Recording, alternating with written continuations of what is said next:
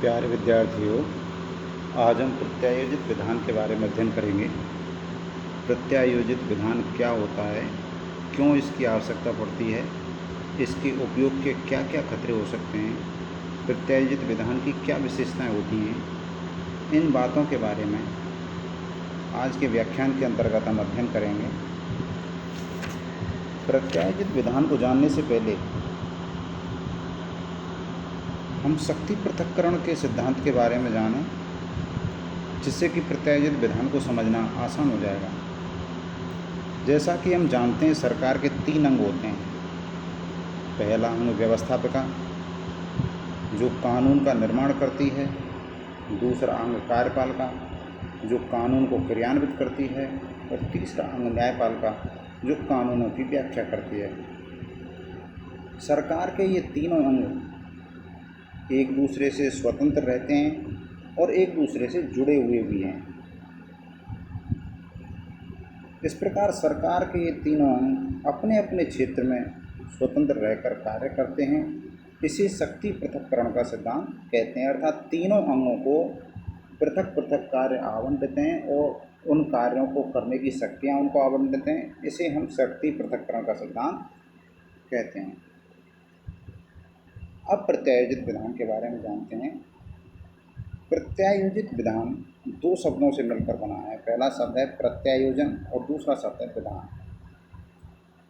प्रत्यायोजन शब्द का अर्थ होता है किसी एक व्यक्ति के द्वारा, किसी एक संस्था के द्वारा अपना कार्य या अपनी शक्ति किसी दूसरे व्यक्ति या संस्था को सौंप दी जाती है।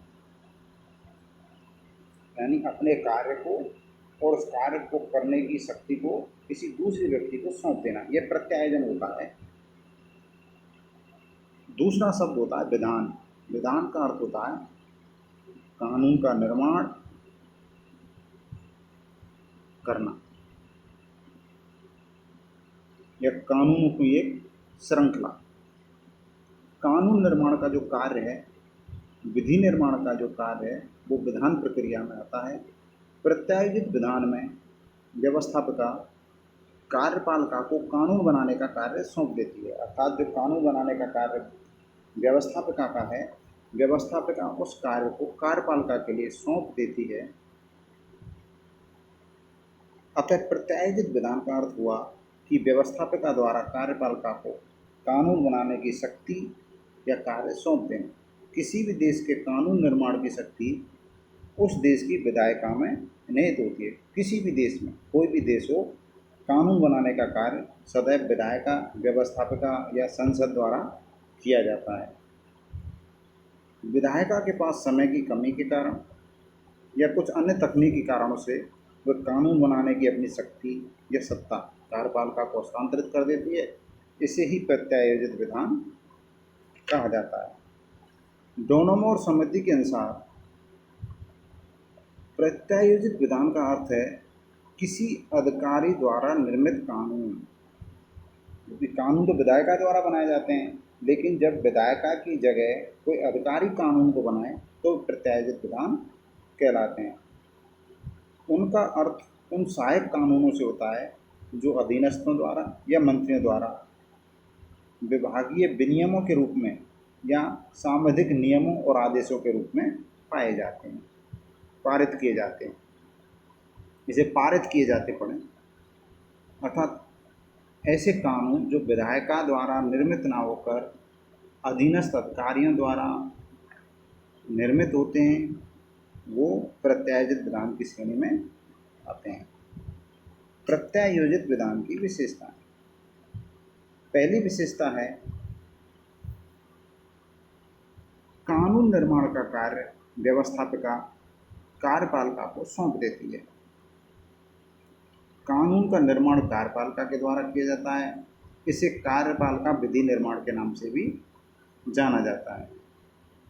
क्योंकि कानून बनाने की शक्ति जब कार्यपालिका को सौंप दी जाती है तो कानून फिर कार्यपालिका के द्वारा बनाए जाते हैं और उन विधियों को कार्यपालिका विधि के नाम से जाना जाता है। इसे अधीनस्थ विधान भी कहते हैं, क्योंकि कार्यपालिका जहाँ संसदीय प्रणाली है, व्यवस्थापिका के अंदर से बनती है, व्यवस्थापिका का एक भाग होती है, तो व्यवस्थापिका की तुलना में कानून निर्माण की दृष्टि से कार्यपालिका एक अधीनस्थ संस्था होती है, इसीलिए इसे अधीनस्थ विधान भी कहते हैं। और इसमें मंत्रियों या अधीनस्थ अधिकारियों के द्वारा कानून निर्मित किए जाते हैं। प्रत्याशित विधान के द्वारा कार्यपालिका के क्षेत्र और वर्चस्व का विस्तार होता है, क्योंकि उसका कार्य तो सिर्फ कानूनों का क्रियान्वयन करना था, लेकिन अब उसको कानून निर्माण का अधिकार भी मिल गया, तो उसके क्षेत्र और वर्चस्व में विस्तार होता है।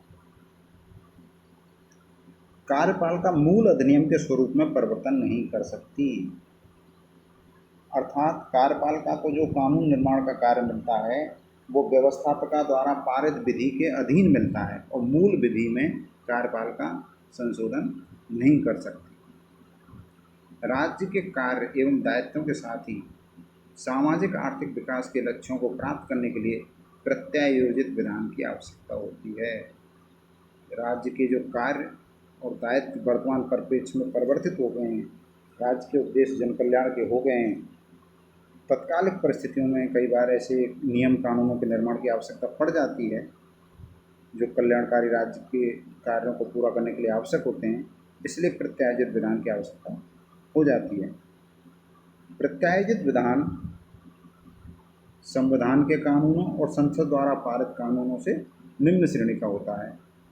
प्रत्यायोजित विधान का न्यायिक पुनरावलोकन किया जा सकता है, अर्थात प्रत्यायोजित विधानों को न्यायालय में समीक्षा के लिए रखा जा सकता है। प्रत्यायोजित विधान की आवश्यकता। प्रत्यायोजित विधानों की आवश्यकता क्यों पड़ी?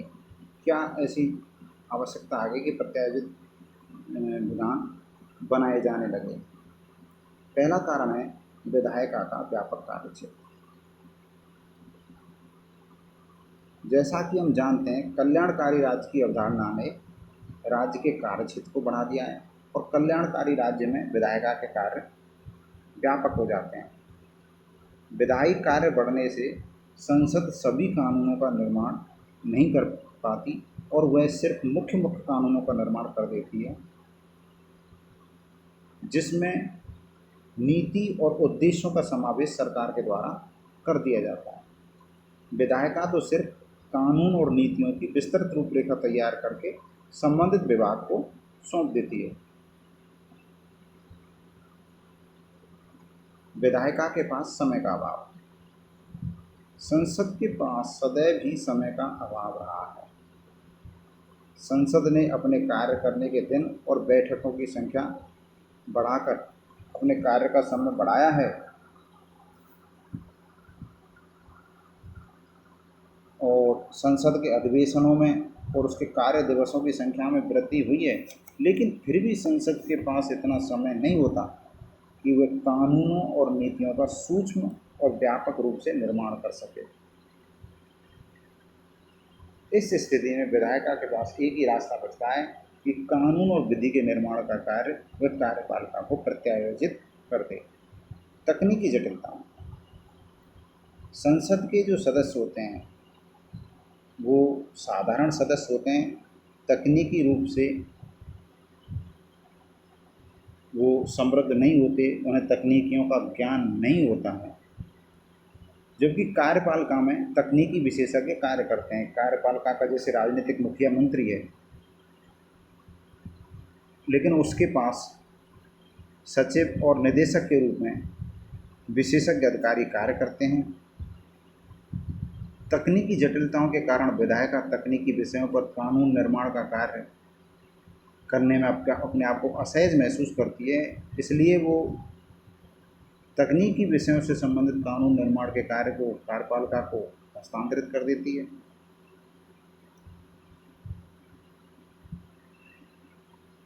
लचीलेपन की आवश्यकता, ये अगला कारण है।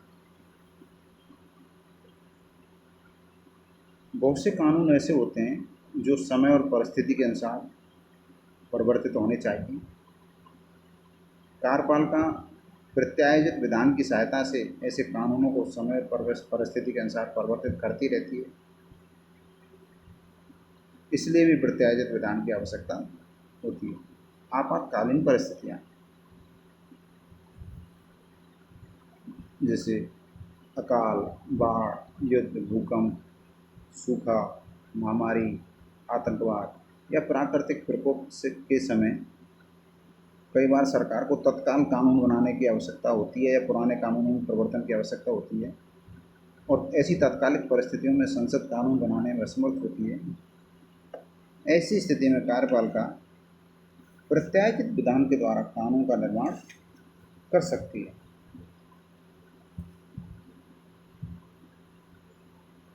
अब हम अध्ययन करते हैं प्रत्यायोजित विधान के प्रकार, अर्थात कितने प्रकार का हो सकता है प्रत्यायोजित विधान। प्रत्यायोजित विधान के प्रकारों का अध्ययन करें तो दो प्रकार से इनको बांटा जा सकता है।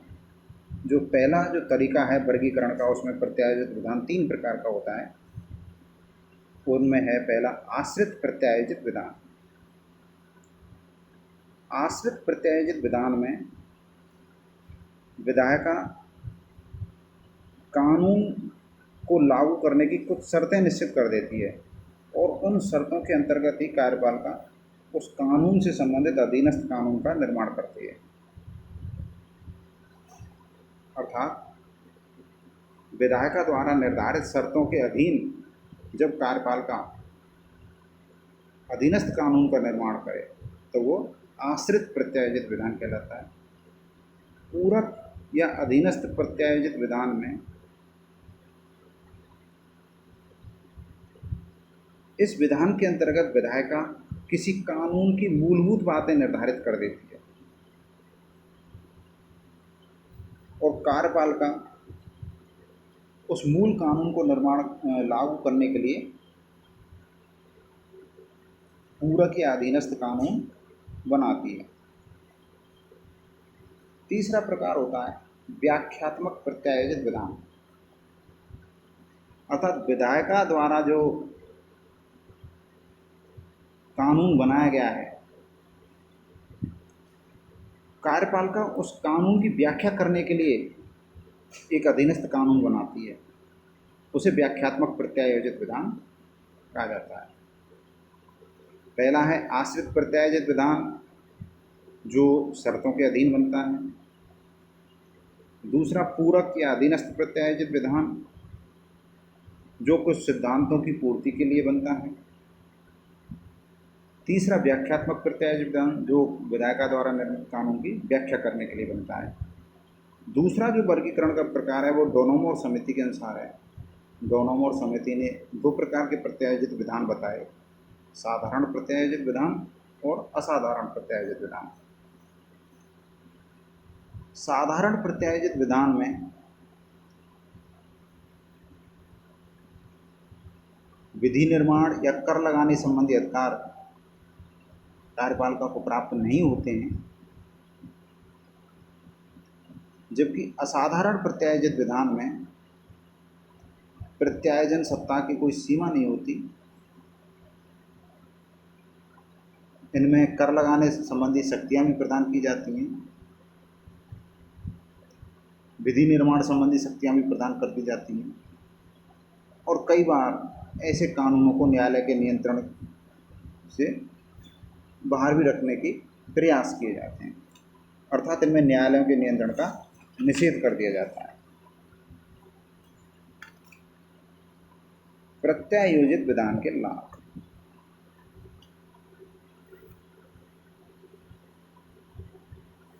पहला लाभ है कि विधायिका के समय की बचत होती है। जब कार्यपालिका अधीनस्थ विधान बनाती है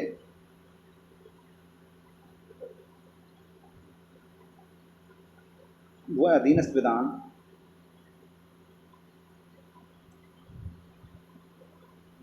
विधायिका द्वारा निर्मित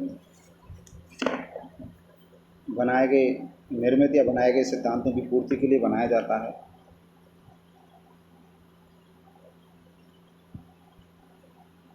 इससे विधायिका के समय की बचत होती है और इस बचे हुए समय को विधायिका राष्ट्रीय महत्व के मामलों में लगा सकती है।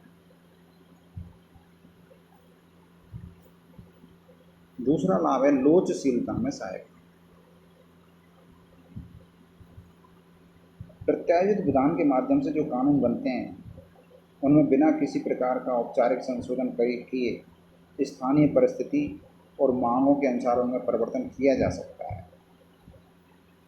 विशेषज्ञता का उपयोग।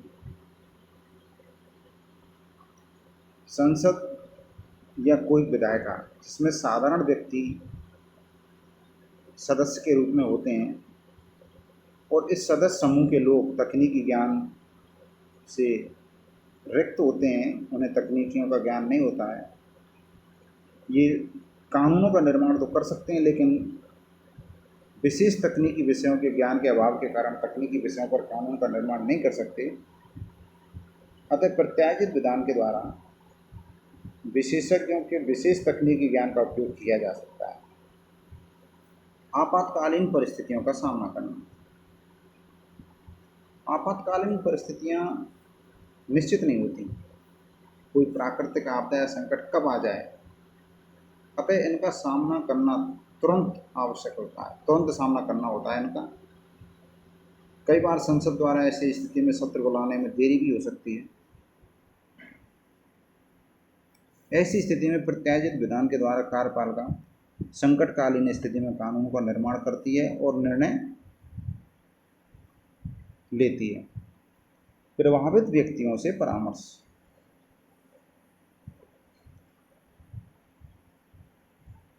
प्रत्यायोजित विधान के द्वारा कानून बनाते समय कार्यपालिका उन लोगों से भी परामर्श लेती है जिन लोगों का हित उस कानून से जुड़ा है। ऐसे लोगों के विचार विमर्श और परामर्श से जो कानून निर्मित होते हैं उनसे अधिक से अधिक लोगों को फायदा मिलता है। स्वयं विवेकीय शक्तियां प्रदान करना। प्रत्यायोजित विधान से कार्यपालिका को स्वयं विवेकीय शक्तियां मिलती हैं और कार्यपालिका आपातकालीन स्थिति में स्वयं विवेक से इन शक्तियों का प्रयोग करती है। प्रयोग करने का अवसर प्रदान करना। प्रत्यायोजित विधान की पद्धति एक अवसर प्रदान करती है। प्रत्यायोजित विधान के अनुभव से ज्ञान और शिक्षा के उपयोग का किया जाना संभव होता है। अहम की संतुष्टि।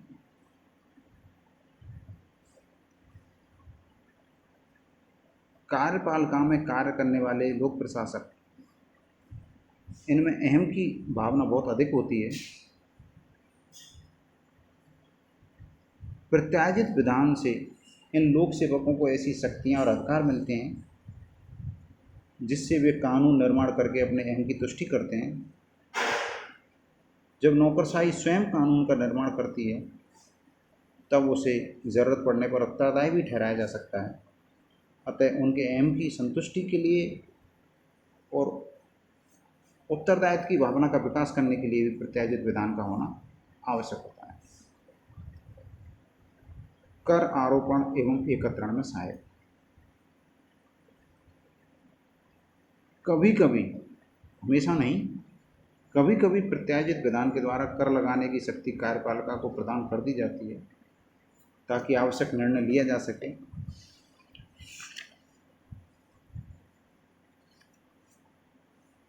ऐसी स्थिति में वित्तीय संकटों का सरलता से समाधान किया जा सकता है। प्रत्यायोजित विधान के द्वारा कर आरोपण और कर संग्रहण में भी सुगमता हो जाती है। प्रत्यायोजित विधान की हानियां और खतरे।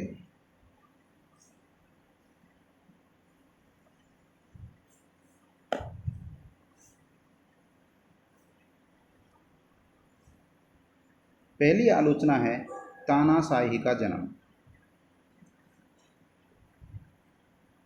प्रत्यायोजित विधान के माध्यम से कार्यपालिका को असीम शक्तियां प्राप्त हो जाती हैं और इन शक्तियों के नौकरशाही द्वारा दुरुपयोग की संभावना बढ़ जाती है। सत्तारूढ़ राजनीतिक दल नौकरशाही का अपने पक्ष में दुरुपयोग करते हैं। इससे निरंकुश तानाशाही का जन्म होता है। व्यक्तिगत स्वतंत्रता को खतरा।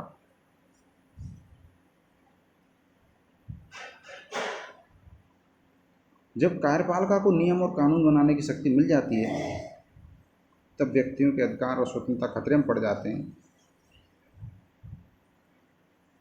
नागरिकों की व्यक्तिगत स्वतंत्रता में कमी आती है।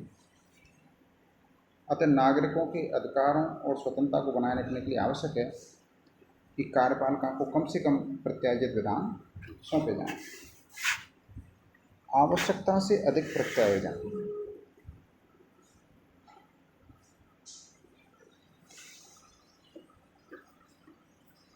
कई बार संसद द्वारा कार्यपालिका को आवश्यकता से अधिक शक्तियों का प्रत्यायोजन कर दिया जाता है, जिससे खतरा उत्पन्न होने की संभावना बनी रहती है।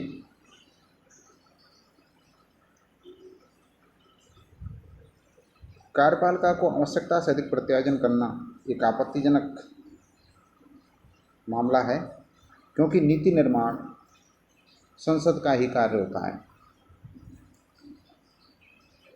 सार्वजनिक हितों की उपेक्षा।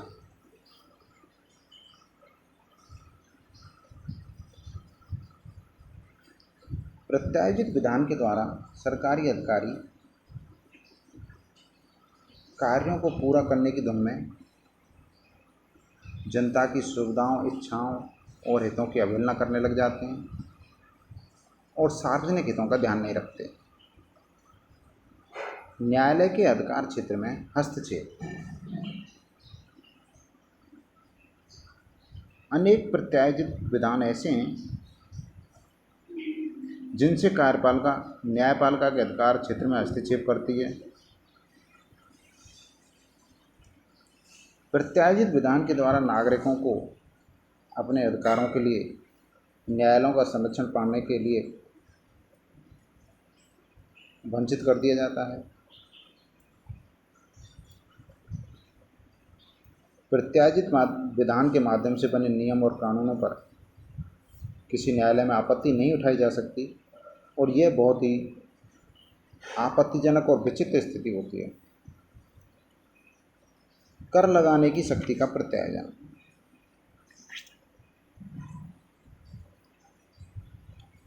कर लगाने की शक्ति का प्रत्यायोजन करना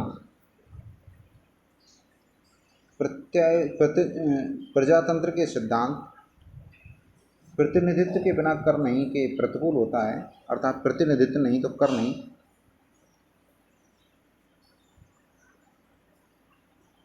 ये एक अलोकतांत्रिक प्रक्रिया होती है। प्रत्यायोजित विधान के द्वारा आम आदमी के मौलिक अधिकारों का हनन होता है। जन साधारण से परामर्श की थोथी दलील। ऐसी दलील दी जाती है कि भाई कार्यपालिका संभावित वर्गों से या प्रभावित वर्गों से परामर्श करती है। ये एक थोथी दलील है।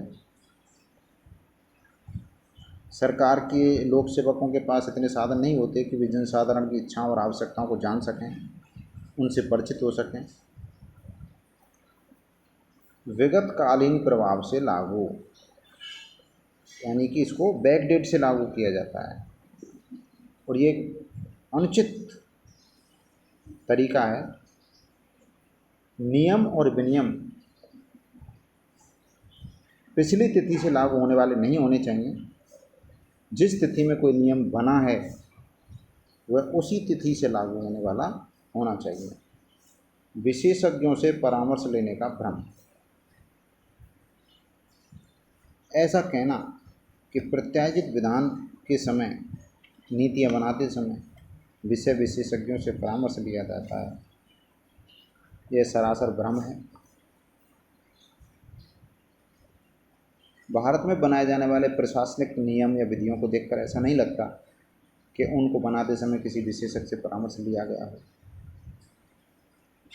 या सकारात्मक सोच के आधार पर वो कानून बनाए गए हों।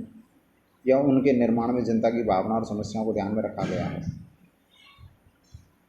नियमों की जानकारी का अभाव।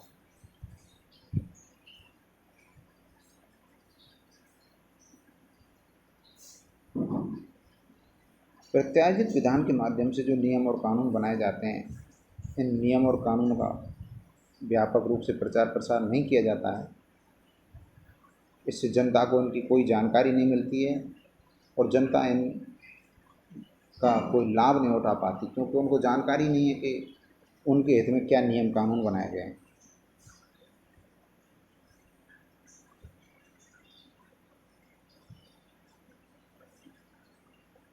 नवीन निरंकुशता। लॉर्ड इवट ने एक पुस्तक लिखी, नवीन निरंकुशता। उसमें उन्होंने प्रत्याशित विधान की आलोचना की है।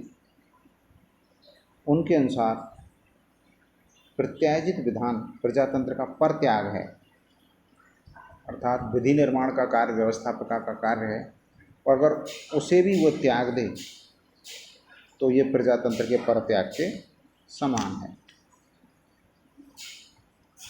प्रत्याशित विधान के रक्षा उपाय।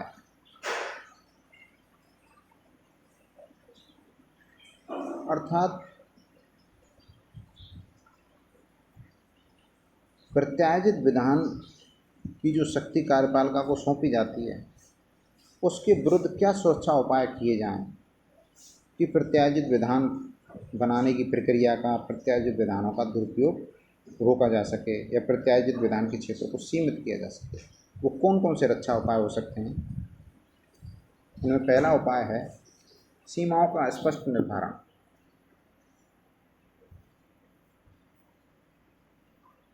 जब कार्यपालिका को कानून निर्माण की शक्ति सौंपी जाती है तो उसको शक्ति की सीमाओं का स्पष्ट रूप से निर्धारण कर देना चाहिए। न्यायालय के अधिकार क्षेत्र की रक्षा।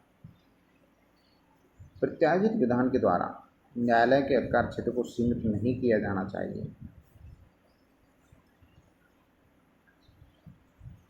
डोनोमोर समिति का मानना है कि विधि के शासन की ये मांग है कि सभी विनियमों को न्यायालय में चुनौती देने की व्यवस्था होनी चाहिए। कानूनों का प्रकाशन। प्रत्याशित विधान के माध्यम से जो भी नियम कानून निर्मित होते हैं उनका प्रकाशन किया जाना चाहिए। प्रचार प्रसार एवं परामर्श करना।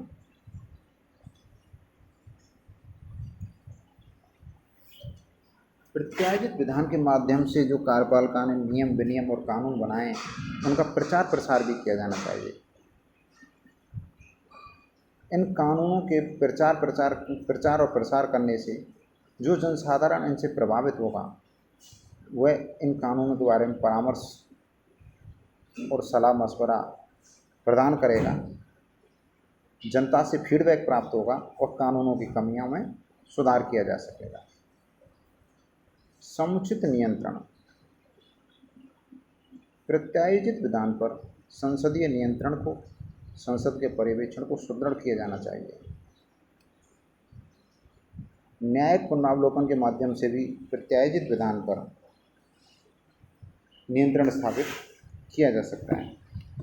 संसदीय जांच समितियों के द्वारा भी प्रत्याशित विधान पर नियंत्रण किया जा सकता है। उचित सत्ता को कानून बनाने की शक्ति या सत्ता प्रदान करना। लोकतंत्र में मंत्रियों को अपने विभागों की नीतियों और विधियों के निर्माण के लिए प्रत्याशित विधान के माध्यम से सत्ता सौंपनी चाहिए। प्रत्याशित विधान उचित पात्रता प्राप्त व्यक्ति को ही प्रदान करना चाहिए। एक सामान्य स्तर से नीचे के अधिकारी को सत्ता की शक्ति का प्रत्यायन नहीं किया जाना चाहिए। निश्चित उद्देश्य।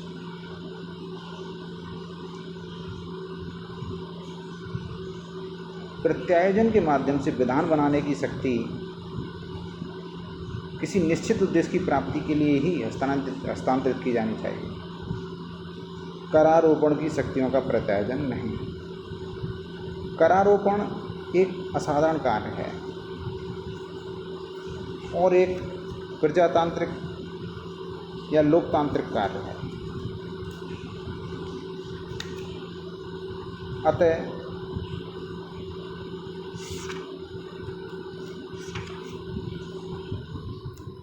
करों से संबंधित किसी भी प्रकार का कोई प्रत्यायोजन नहीं किया जाना चाहिए। विधायिका द्वारा करों की शक्तियों का प्रत्यायोजन करना, इसका तात्पर्य है जनता के जीवन को संकट में डालना। भारत और ब्रिटेन में प्रत्यायोजित विधान के रक्षा उपाय, अर्थात भारत और ब्रिटेन जो संसदीय शासन प्रणाली वाले देश हैं, इनमें प्रत्यायोजित विधान के विरुद्ध क्या रक्षा उपाय किए हुए हैं।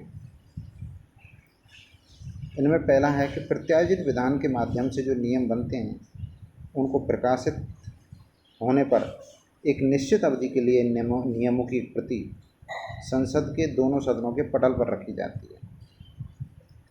प्रत्यायोजित विधान के नियमों में से यदि कोई नियम रद्द किया जाता है तो उन नियमों की प्रतियां संसद के दोनों पटलों पर रखी जाती हैं। संसद द्वारा निश्चित अवधि के अंदर स्वीकृति मिलने पर ही प्रत्यायोजित विधान के नियम लागू होते हैं और ऐसे नियमों की प्रतियां संसद के दोनों सदनों के पटल पर रखी जाती हैं। अर्थात प्रत्यायोजित विधान प्रक्रिया के माध्यम से जो नियम कार्यपालिका द्वारा बनाए जाते हैं उसके बाद उनको प्रकाशित किया जाता है और उनको लागू करने से पूर्व संसद के दोनों सदनों के पटल पर रखा जाता है। उनमें अगर कोई संशोधन किया है तब भी रखा जाता है, कोई नियम उनमें से रद्द किया है तब भी संसद के दोनों सदनों के पटल पर रखा जाता है और जब संसद द्वारा स्वीकृति मिल जाती है उसके बाद ही उनको लागू किया जाता है। संसद की समिति प्रत्यायोजित विधान की समीक्षा करती है। ब्रिटेन में प्रत्यायोजित विधान की समीक्षा के लिए संसद के दोनों सदनों में प्रवर समितियां होती हैं। भारत में भी सन 1953 में अधीनस्थ विधि निर्माण समिति की स्थापना की गई थी, जो ये देखती है कि संविधान द्वारा जो प्रदत्त नियम है, उपनियम या कानून निर्माण संबंधी शक्ति हैं, उनका प्रयोग उचित तरीके से हो रहा है या नहीं। ये उपरोक्त प्रकार के रक्षा उपाय भारत और ब्रिटेन में प्रत्यायोजित विधान के विरुद्ध किए गए। इस प्रकार हम कह सकते हैं कि प्रत्यायोजित विधान एक दोषपूर्ण कार्य प्रक्रिया है, लेकिन एक अनिवार्य बुराई है जिसको सतर्कतापूर्वक कार्यपालिका को पालना करनी चाहिए और संसद को उस पर अपना पर्यवेक्षण और निगरानी बना के रखनी चाहिए। धन्यवाद।